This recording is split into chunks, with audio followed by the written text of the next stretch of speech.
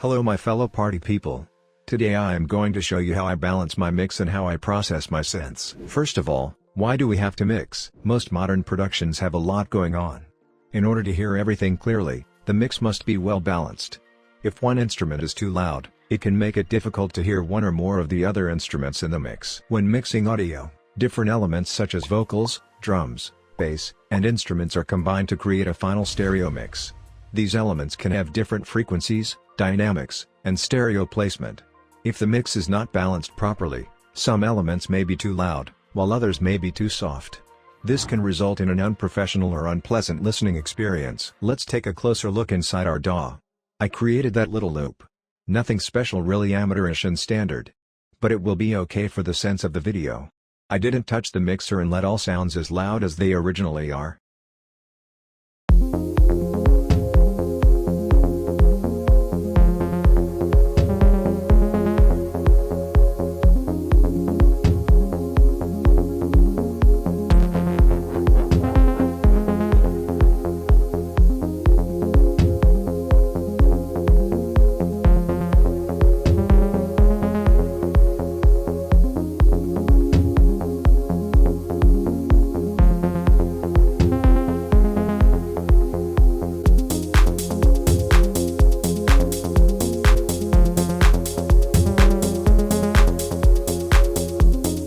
So what do we hear? Pad way too loud, muddy mix, hi-hats and clap all over the place, kick and bass clashing, the pluck harp really way in the background. Also in our visualizer plugin we see awkward peaks in the mid frequencies. Let's start by sidechaining the bass and kick.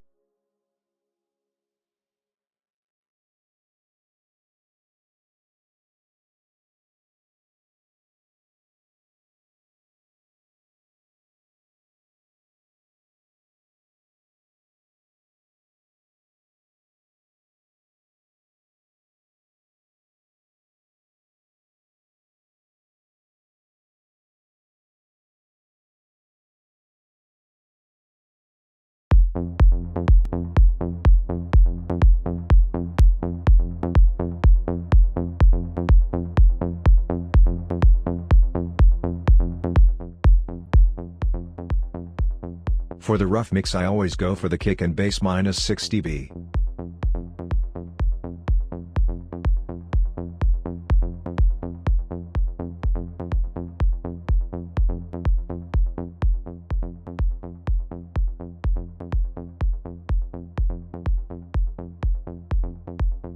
Then cut out the low end and high end, in this case it's a pretty mid-frequency space.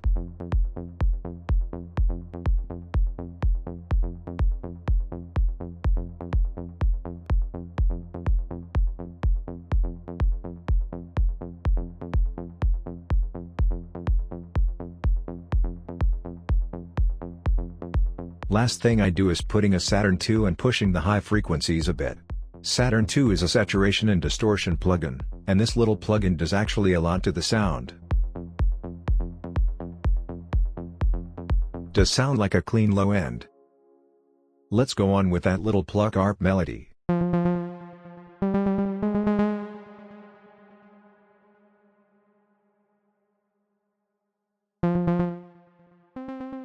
First I always lower the volume and put EQ in it, also cut out low frequencies, even though you can't always see them in the equalizer, there are always some low ones and you don't want them to clash.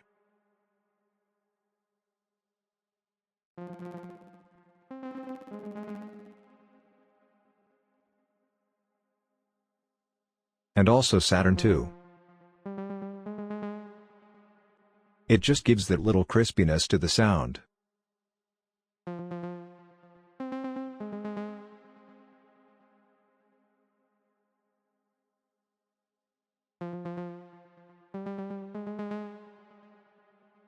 Then this little Stefan Bodzin harp.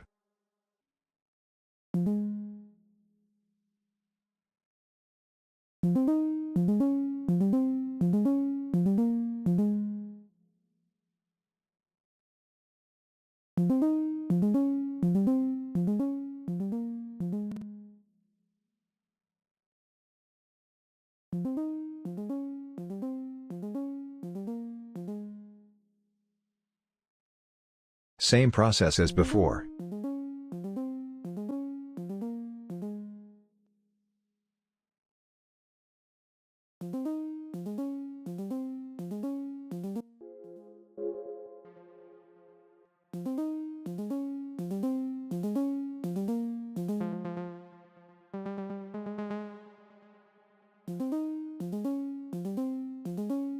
Then the pad. Pads are always a little tricky, because they take a lot of room in the mix and a wide range of frequency. So I always cut a lot of the lows and a lot of the highs, but this is always a question of the sound you want to archive. If you want the pad to be pregnant in the mix, then you can't just cut out so much. But I use the pad more to fill some space in the mix.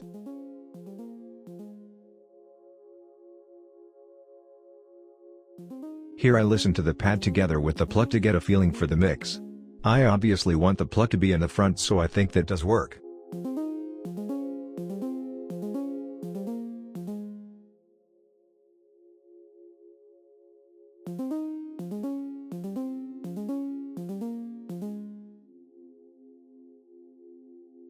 Together with the counter melody.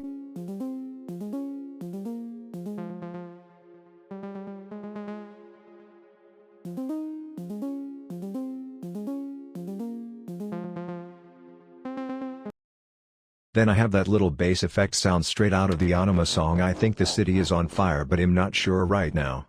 There we have a bass sound together with our already bass, so we have to make sure it doesn't sound too muddy. That's why I cut out the very low end to get room for the main bass.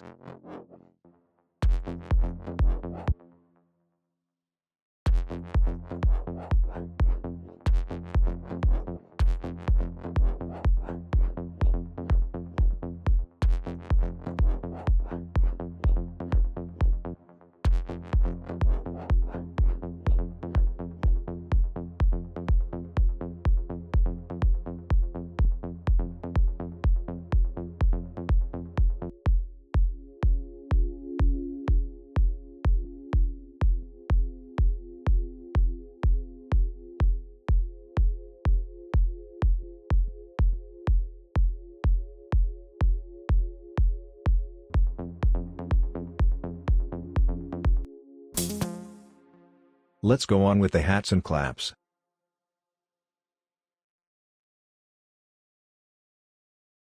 It's the same as before, always cut low end in hats. There are always frequencies you can't really hear with your bare ears, but they are there and make your low end slowly but surely muddy.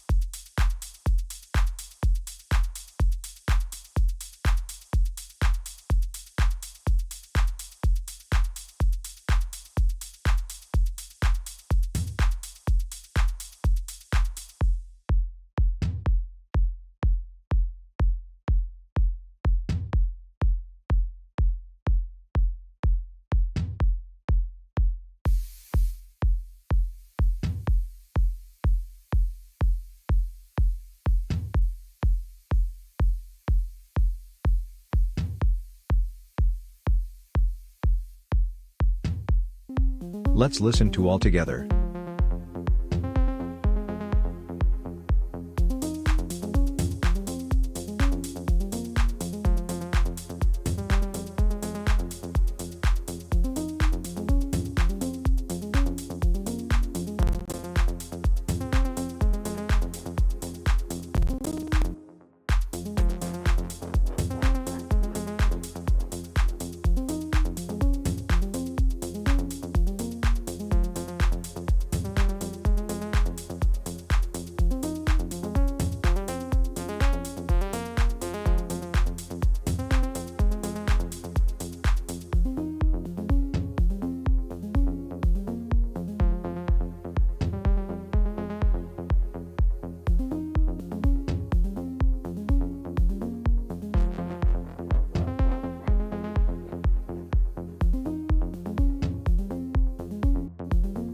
So the rough mix does sound fine.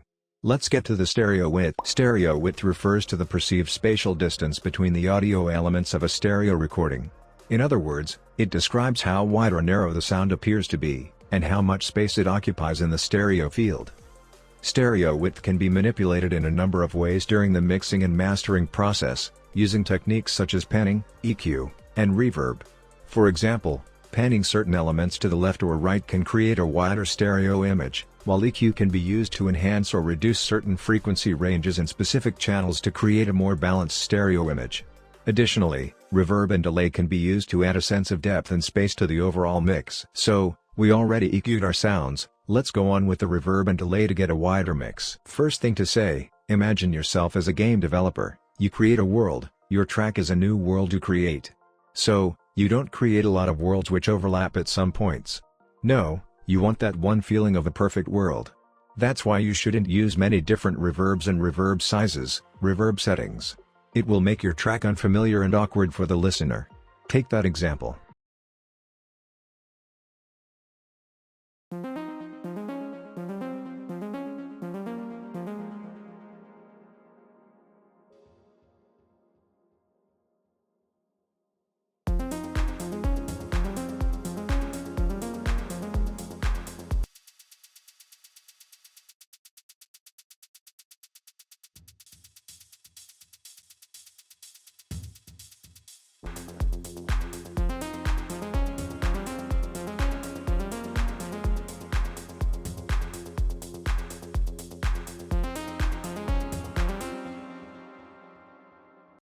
I hope you get the metaphor. It's the same with the delay.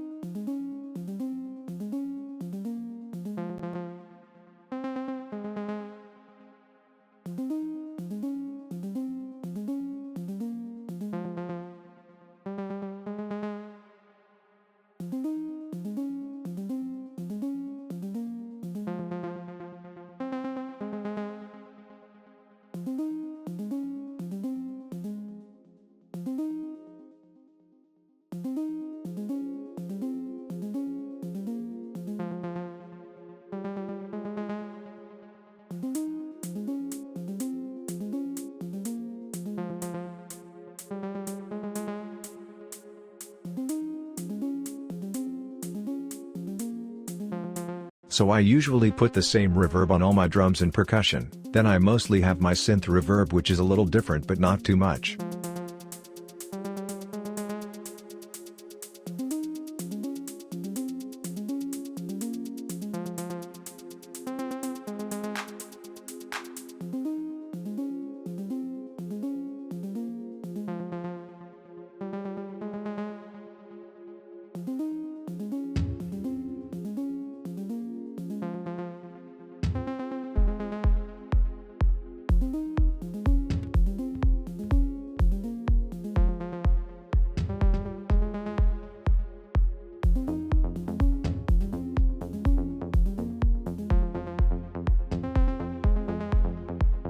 So let's compare the unmixed and the mixed loop.